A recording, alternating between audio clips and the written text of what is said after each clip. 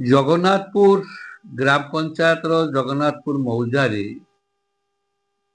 ହାଇଦ୍ରାବାଦର ଗୋଟେ garment company ବିଗତ ସରକାର ଠାରୁ ବିଜେଡି ସରକାର ଠାରୁ 20 ଏକର ଜମି ଲିଜ୍ ନେଇଛନ୍ତି।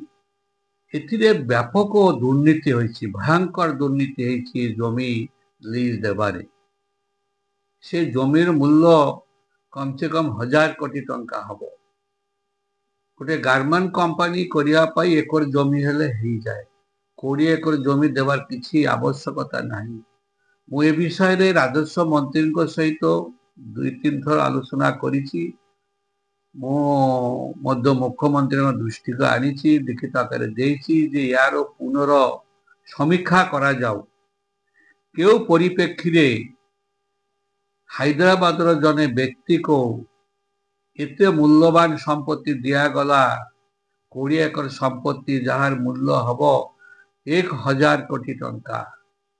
ତେଣୁକରି ଏଭଳି ଅନେକ ଜମି ସରକାରଙ୍କର ଦିଆଯାଇଛି ବିଗତ ବିଜୁ ଜନତା ଦଳ ସରକାର ସମୟରେ।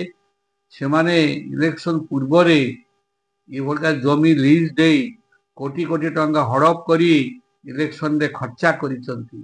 ତେଣୁ ଏହାର ଗୋଟେ ବଡ଼ ଧରଣର ତଦନ୍ତ ହେବା ଦରକାର, ଇଡି ତଦନ୍ତ ହେବା ଦରକାର, ସିବିଆଇ ତଦନ୍ତ ହେବା ଦରକାର। ତାହେଲେ ସବୁ କଥା ପଦାକୁ ଆସିବ ଯେ ଏ ପ୍ରକାର ବିରାଟ ମହା ଘୋଟାଲା ହେଇଛି, ତାକୁ ବାହାର ଆସିବା ଦରକାର।